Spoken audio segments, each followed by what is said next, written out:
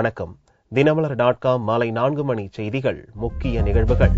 மத்திய அரசு ஊழியர்கள் ஓய்வூதியதாரர்களுக்கு ஜனவரி 1ஆம் தேதி முதல் 10% அகவிலைப்படி உயர்வு. ஆந்திராவில் ஜனாதிபதி ஆட்சியை அமல்படுத்தவும் மத்திய அமைச்சரவை கூட்டத்தில் பரிந்துரை. முதலீட்டாளர்களிடம் 20,000 கோடி ரூபாய் மோசடி செய்த வழக்கில் சகாரா அதிபர் சுப்ரதா ராய் கைது. உடனடியாக ஜாமீன் வழங்க சுப்ரீம் கோர்ட் மறுப்பு. லோக்சபா தேர்தலுக்கு தமிழகத்தில் 60,418 ஓட்டுச்சாவடிகள். மாவட்ட கலெக்டர்களுடன் தலைமை தேர்தல் அதிகாரி ஆலோசனை. விரிவான செய்திகள். ஆந்திராவில் ஜனாதிபதி ஆட்சியை அமல்படுத்த பரிந்துரை செய்துள்ள மத்திய அமைச்சரவை கூட்டம் மத்திய அரசு ஊழியர்களுக்கு 10% அகவிலைப்படி உயர்வுக்கும் ஒப்புதல் அளித்துள்ளது. மத்திய அமைச்சரவை கூட்டம் பிரதமர் மன்மோகன் சிங் தலைமையில் வெள்ளியன்று டெல்லியில் நடந்தது. அப்போது மத்திய அரசு ஊழியர்களுக்கான அகவிலைப்படியை 10% உயர்த்த ஒப்புதல் அளிக்கப்பட்டது. இதன் மூலம் மத்திய அரசு ஊழியர்களுக்கான அகவிலைப்படி 100% உயர்கிறது. இதன் மூலம் 50 லட்சம் மத்திய அரசு ஊழியர்கள் மட்டுமின்றி 30 லட்சம் ஓய்வூதியதாரர்களும் பயன்பெறுவர். இந்த அகவிலைப்படி உயர்வு ஜனவரி 1ஆம் தேதி முதல் கணக்கிட்டு வழங்கப்படும். மத்திய அரசு ஊழியர்களுக்கு கடந்த ஆண்டு செப்டம்பர் மாதம் தான் 10% அகவிலைப்படி உயர்வு அளிக்கப்பட்டது. தொடர்ச்சியாக இருமுறை இரட்டை இலக்கத்தில் அகவிலைப்படி உயர்வு கிடைத்துள்ளதால் மத்திய அரசு ஊழியர்கள் மகிழ்ச்சி அடைந்துள்ளனர். இன்னும் ஒரு வாரத்தில் லோக்சபா தேர்தல் தேதிகளை தேர்தல் கமிஷன் அறிவிக்க திட்டமிட்டுள்ள நிலையில் நடத்தை விதிகள் அமலுக்கு வருவதற்கு முன்னதாக அகவிலைப்படி உயர்த்தப்பட்டுள்ளது. மேலும் குறைந்தபட்ச மாதாந்திர பென்ஷனை 1000 ரூபாயாக நிர்ணயிக்கும் முடிவுக்கும் அமைச்சரவை ஒப்புதல் அளித்துள்ளது. இதன் மூலம் குடும்ப ஓய்வூதியம் பெறுவோர், விதவைகள் உள்ளிட்ட 28 லட்சம் பேர் பயன்பெறுவர். தெலுங்கானா தனிமாநில பிரிவினையை எதிர்த்து முதல்வர் கிரண்குமார் ரெட்டி ராஜினாமா செய்துள்ள நிலையில் ஆந்திராவில் ஜனாதிபதி ஆட்சியை அமல்படுத்தும் பரிந்துரைக்கும் மத்திய அமைச்சரவை கூட்டம் ஒப்புதல் அளித்துள்ளது. அத்துடன் தேர்தல் செலவீனத்தை உயர்த்தும் தேர்தல் கமிஷன் திட்டத்துக்கும் ஒப்புதல் அளித்துள்ள மத்திய அமைச்சரவை ஊழல் ஒழிப்பு மசோதாக்கள், ஊனமுற்றோர் நலன் காக்கும் மசோதா ஆகியவற்றை அவசர சட்டங்களாக அமல்படுத்தும் முடிவை ஒத்திவைத்துள்ளது. பார்லிமென்ட் கூட்டத்தொடர் முடிந்துவிட்ட நிலையில் அவசர சட்டங்கள் கொண்டுவர பாரதிய ஜனதா உள்ளிட்ட எதிர்க்கட்சிகள் கடும் எதிர்ப்பு தெரிவித்து வருவது குறிப்பிடத்தக்கது. முதலீட்டாளர்களின் 20,000 கோடி ரூபாயை மோசடி செய்த வழக்கில் சரணடைந்த சகாரா நிறுவன அதிபர் சுப்ரதா ராயை லக்னோ போலீசார் கைது செய்தனர். உத்தரப்பிரதேச மாநில தலைநகர் லக்னோவை தலைமையிடமாக கொண்டு செயல்பட்டு வரும் சகாரா இந்தியா பரிவார் குழுமத்தின் தலைவராக பதவி வகிப்பவர் Subrata Roy. Sahara India real estate நிறுவனம், சகாரா இந்தியா வீட்டு வசதி முதலீட்டு நிறுவனம் ஆகியவற்றில் லட்சக்கணக்கான பொதுமக்கள் முதலீடு செய்த 20,000 கோடி ரூபாயை சகாரா நிறுவனம் திரும்ப தராமல் மோசடி செய்ததாக புகார் எழுந்தது. இது தொடர்பாக உச்சநீதிமன்றத்தில் நடந்து வரும் வழக்கில் சம்மன் அனுப்பியும் சுப்ரதா ராய் ஆஜராகாததால் அவருக்கு ஜாமீனில் வெளிவர முடியாத பிடிவாரண்ட் பிறப்பிக்கப்பட்டது. இந்நிலையில் வெள்ளியன்று காலை லக்னோ போலீசாரை தனது வீட்டுக்கு வரவழைத்த சுப்ரதா ராய் அவர்கள் முன்னிலையில் சரணடைந்தார். அவரை கைது செய்த போலீசார் விசாரணை நடத்தி வருகின்றனர். As a law-abiding citizen, he willfully decided to submit himself to Lucknow police based on the warrant issued and asked them to proceed with the call of duty as per the directions given by Honorable Supreme Court. Subrata Rai கைது செய்யப்பட்டிருப்பதை உச்சநீதிமன்றத்தில் KS Radhakrishnan தலைமையிலான பெஞ்சிடம் தெரிவித்த வக்கீல் Ramjeth Melanie கைது வாரண்டை ரத்து செய்ய கோரும் மனுவை உடனே விசாரணைக்கு எடுத்துக் கொள்ளும்படி வலியுறுத்தினார். அதை நீதிபதிகள் நிராகரித்து விட்டனர். முன்னதாக சுப்ரதா ராய் பெயரில் வெளியிடப்பட்ட அறிக்கையில் தான் தலைமறைவாகவில்லை என்று விளக்கம் அளித்திருந்தார். உடல் நலம் குன்றியிருக்கும் 92 வயது தாயாருடன் தன்னை வீட்டு காவலில் வைக்கும்படி உச்சநீதிமன்றத்தை உருக்கமான வேண்டுகோளையும் அந்த அறிக்கையில் விடுத்திருந்தார். இந்தியாவை பொறுத்தமட்டில் ரயில்வே துறைக்கு அடுத்தபடியாக அதிக எண்ணிக்கையிலான ஊழியர்களை கொண்டுள்ள நிறுவனம் சகாரா குழுமம். 12 லட்சம் பேர் சகாராவின் பல்வேறு நிறுவனங்களில் பணியாற்றி வருகின்றனர். லோக்சபா தேர்தலுக்கு தமிழகத்தில் 60,418 ஓட்டுச்சாவடிகள் அமைக்கப்பட உள்ளதாக தலைமை தேர்தல் அதிகாரி பிரவீன்குமார் தெரிவித்தார்.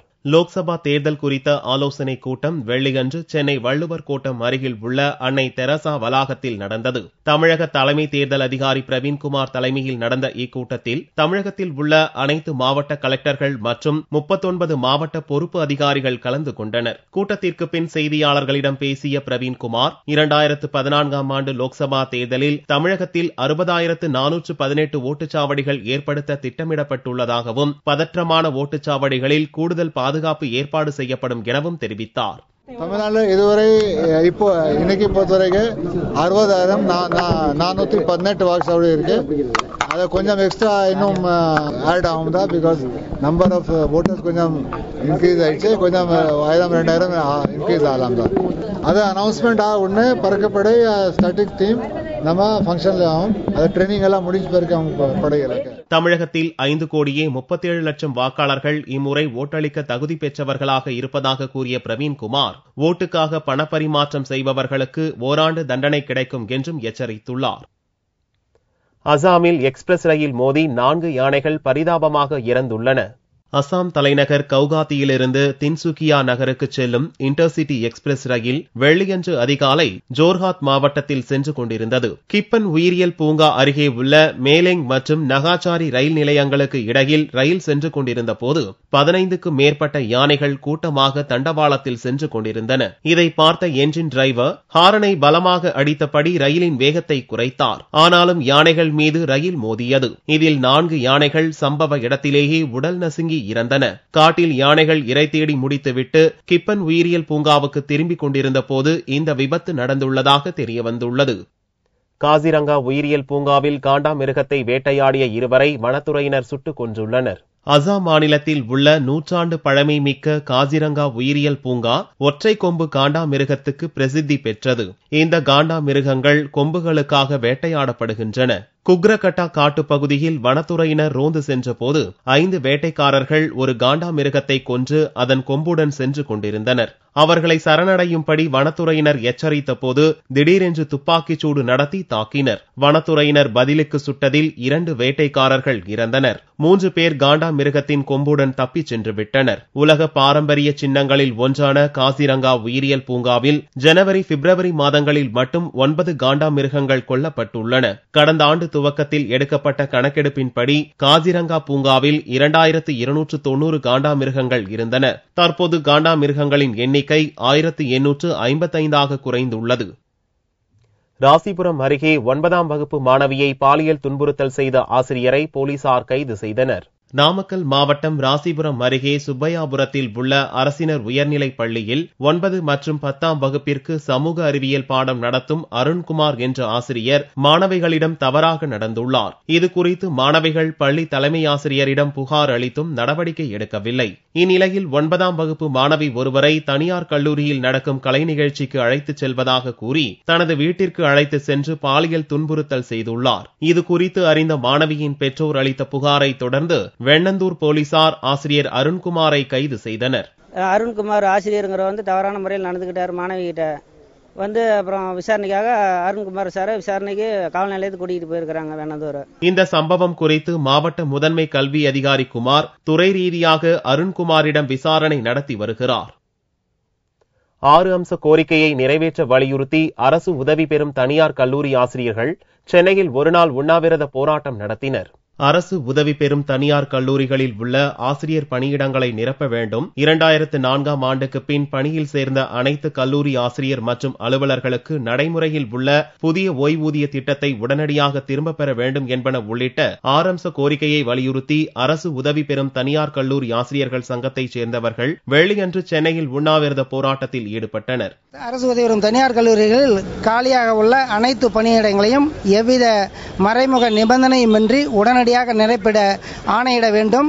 1/1/2006 பின் பணியில் நியமனம் செய்யப்பட்ட அனைத்து துணை பேராசிரியர்களுக்கும் வழங்கப்பட வேண்டிய ஏஜிபி ஊதிய தொகையை 6000 7,000 வழங்கிட உடனடியாக ஆணை வெளியிட வேண்டும்.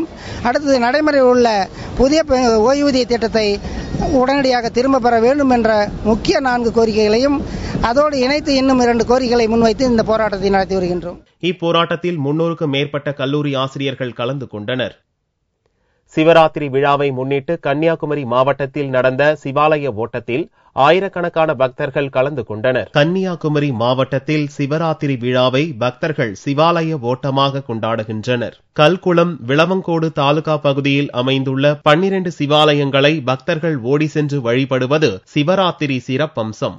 முஞ்சிரையில் அமைந்துள்ள திருமலை மகாதேவர் கோவிலில் காவி உடை அணிந்து பக்தர்கள் கையில் விசிறியும் இடுப்பில் திருநீற்று பையுடன் ஓட்டத்தை துவக்கினர். நள்ளிரவில் திருநட்டாலம் கோவிலில் தங்களுடைய ஓட்டத்தை நிறைவு செய்தனர். ஆண்டுதோறும் சிவாலய ஓட்டம் சிவராத்திரி அன்று ஒரு நாளுக்கு முன்னாடி 12 கோவில்களுக்கு நாங்க நடைப்பயணமாட்டு நாங்க முதல் இதுல திருமலை சிவ ஆலயத்தில் இருந்து நாங்க தொடங்கி நாளை 12வது கோவில் திருநட்டாலம் கோவில் வழிபாட்டு முடிஞ்சு அந்த சிவாலய ஓட்டம் மகா சிவராத்திரி இதை நாங்க முடித்துக் கொள்கிறோம். 12 கோவில் சிவ வழிபாட்டால சைவ வைணவ நல்லிணக்கத்தை ஒருமைப்படுத்த இது அந்த நம்பிக்கையில நாங்க இது பண்ணோம். சிவராத்திரி விழாவை முன்னிட்டு நடந்த இந்த சிவாலய ஓட்டத்தில் தமிழகம் மட்டுமின்றி அண்டை மாநிலத்தைச் சேர்ந்த ஆயிரக்கணக்கான பக்தர்கள் பங்கேற்றனர்.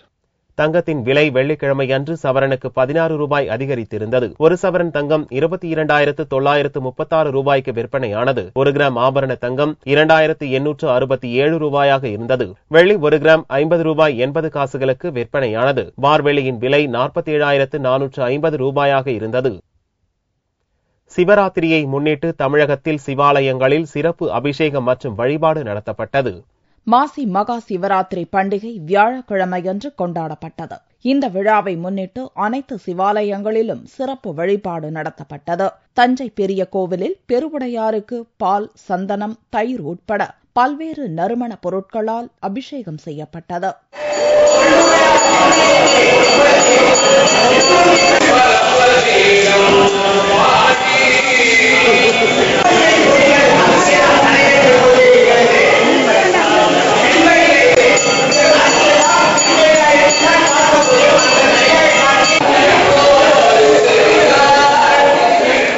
வரும் 5ஆம் தேதி வரை நடக்கவுள்ள இந்த விழாவை முன்னிட்டு பெரிய கோவிலில் நாட்டியாஞ்சலி நிகழ்ச்சி நடத்தப்பட்டது.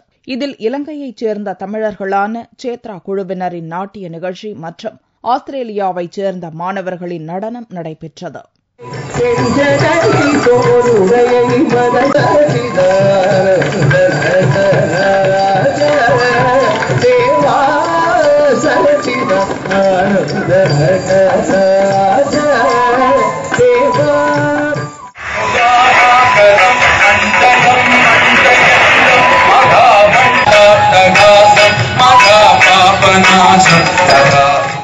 பதினான்காம் ஆண்டு பிரகன் நாட்டியாஞ்சலியில இலங்கையிலிருந்து நாங்க வந்து கலந்து கொண்ட மகிழ்ச்சியையும் அடைகிறோம். இறைவனுக்கு செய்கிற சேவையை தவிர இந்த உலகத்துல என்ன சந்தோஷம் இருக்கும் என்று எனக்குண்டா இந்த மண்ணில இந்த இடத்துல இருந்து சொல்றதுல நான் ரொம்ப பெருமைப்படுறேன். குடும்பமாக சேர்ந்து வந்து இந்த நாட்டிய அஞ்சலிய எம்பெருமான் சிவபெருமானுக்கு நாங்க அர்ப்பணம் செய்திருக்கிறோம். இதேபோன்று திருவண்ணாமலை அண்ணாமலையார் கோவிலில் லட்சார்ச்சனை மற்றும் லட்ச தீபம் ஏற்றப்பட்டது. மேலும் லிங்கத்தின் மீது சிவபெருமான் அமர்ந்திருப்பது, சிவசிவ என்ற உருவம், மலையுடன் கூடிய ஓவியங்களும் தீட்டப்பட்டிருந்தன. கோவில் பிரகாரம் முழுவதும் லட்ச தீபம் ஏற்றப்பட்டிருந்தது. மீண்டும் செய்திகள் இந்திய நேரப்படி இரவு 8 மணிக்கு. வணக்கம்.